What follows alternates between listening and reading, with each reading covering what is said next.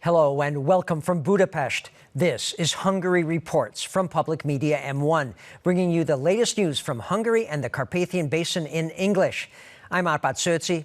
Thanks for joining us.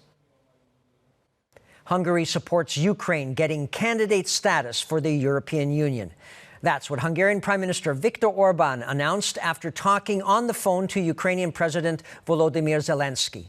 The Hungarian PM also said he would represent that stance at the EU summit in Brussels that starts on Thursday. The two leaders talked about Hungary's welcoming of war refugees from Ukraine, as well as about increasing cooperation between the two countries. Ukrainian President Zelensky also thanked Hungary for its efforts. On his Twitter account, he described the conversation with Prime Minister Orbán as fruitful. The Hungarian government says that it will in no way compromise on secure energy resources. That's what the country's foreign affairs and trade minister said. Péter Szijjártó pointed out that Hungary is doing everything it can to free itself from insecure global energy sources and from its extreme price hikes. Szijjártó added that no one should make Hungarians pay for the price of a war in a neighboring country. And Parliament has rejected a planned European Union directive on adopting a global minimum tax on large corporations. The Fidesz majority MPs were against a measure which they claim could possibly double the current amount of tax that companies would have to pay.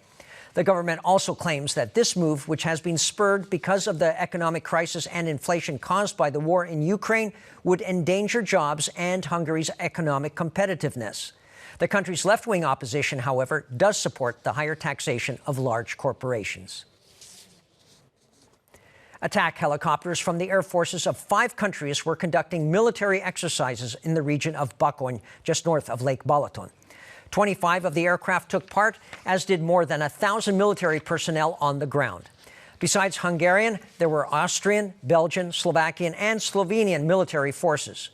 The head of the exercises told public media's all-news TV network M1 that in an acute situation, it is a matter of life or death for allied forces from different countries to be able to work well together.